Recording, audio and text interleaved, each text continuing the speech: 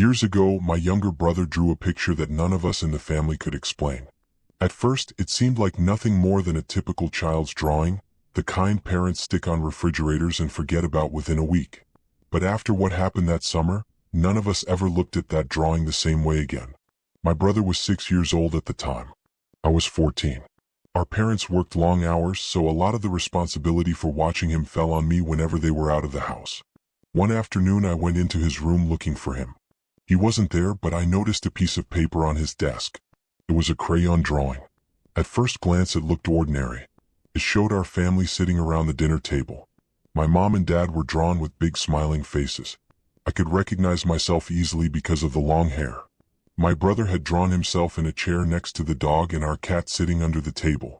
But there was someone else in the drawing. A man. He was sitting on the floor behind the table, partially hidden like he didn't want to be seen. He was dressed completely in black, with curly reddish-brown hair scribbled on his head. I stared at it for a long time trying to figure out who it was supposed to be. It wasn't any of our relatives. It wasn't a neighbor. And it definitely wasn't anyone who had ever been inside our house. When my brother came back into the room, I held up the drawing. "Who's this?" I asked, pointing at the strange man. My brother just shrugged his shoulders. "Come on," I said. "You drew everyone else." He frowned, pouted slightly, and said something that would become very familiar over the next few weeks. "I'm not allowed to tell." That was it. No explanation. I thought he was just playing some childish game. But the more I asked him about it, the more he repeated the same thing. "I'm not allowed to tell." Eventually I showed the drawing to our parents that night at dinner. My mom looked at it for a moment and laughed nervously. "Maybe he has an imaginary friend," she suggested. My dad shrugged. "Kids draw weird stuff." And that was the end of it. Or at least that's what we thought. A few days later I was home alone with my brother while our parents were at work. I was doing homework in the living room when I heard him talking in his bedroom. At first I assumed he was just playing with his toys. But something about it sounded different. It sounded like he was having a conversation. I walked down the hallway and pushed open his bedroom door. He was sitting on the floor playing with his toy cars. No one else was there. "Who are you talking to?" I asked. He looked up at me and gave that same shrug. Then I noticed something strange on the floor beside him. A handful of candies.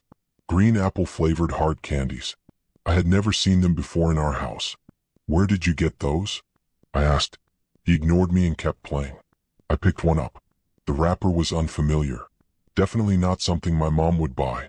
When I tried to take them away, my brother suddenly became angry. "Give them back." That reaction alone made me suspicious. Later that night when our parents came home, I asked them if they had bought the candy. Both of them said no. That's when the situation stopped feeling funny. Our parents asked my brother again where he got them. He just sat there, pouting and refusing to answer. My dad eventually grounded him until he explained where the candy came from. But my brother still refused to talk. That night I decided to stay awake. My bedroom was right next to his. Instead of lying in bed, I sat on the floor by my door, listening carefully. Around midnight I heard him again. Talking. Whispering. I jumped up and ran to his room. When I opened the door I froze. My brother was standing by his open window. And outside the window was a man. He looked like he was about to climb inside. I screamed. The man immediately ran off into the darkness. My brother started crying. Our parents rushed in, and after I explained what I saw, they called the police. At first my brother still refused to talk. But eventually, after the officers asked him enough questions, he admitted something terrifying. The man was his friend. He had told my brother not to tell anyone about him. If he did, the man wouldn't come back to play.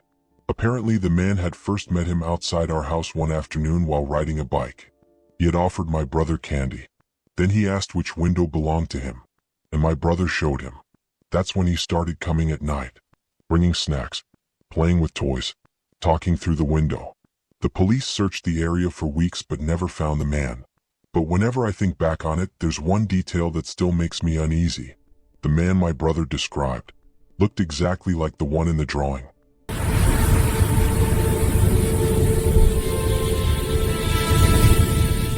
A mother once sent me a story about something that used to visit her son at night.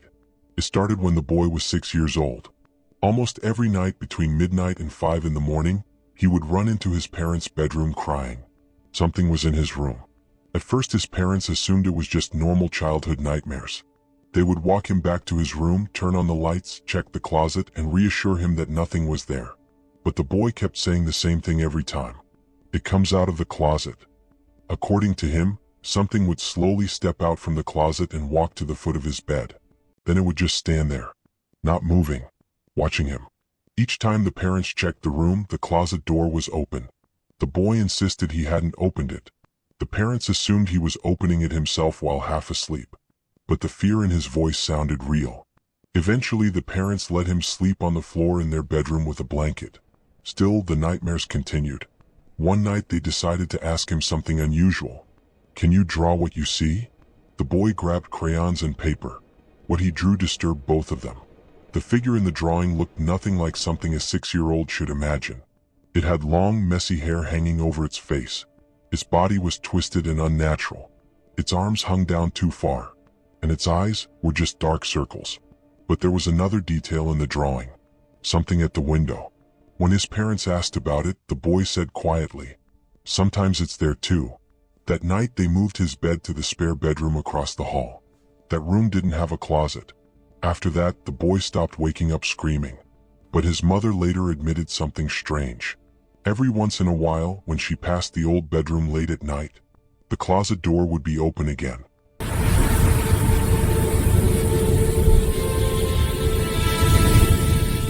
A babysitter once found something inside a child's room that made her quit her job immediately. Her name was Alyssa. She had been hired to watch an 11-year-old boy named Rocco while his parents were away for a week. From the beginning, something about the boy felt strange. He barely spoke. He spent most of his time alone in his room or in the basement playing video games. The house itself was quiet. Too quiet. One night, Alyssa woke up suddenly to the feeling that someone was watching her. She opened her eyes. Rocco was standing in the doorway of her room, just staring at her. "Is something wrong?" she asked. The boy said nothing. He slowly closed the door and ran back down the hallway. The next day, Alyssa decided to check his room. Rocco wasn't there. Papers were scattered all over the floor.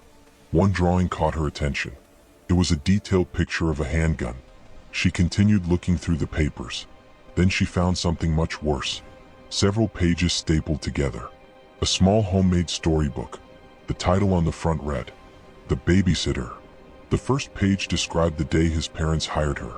The words were childish but clear. "There's something about her that I hate." The drawing showed Alyssa sitting on the couch while Rocco watched her from a doorway. The second page was darker. "She's still here.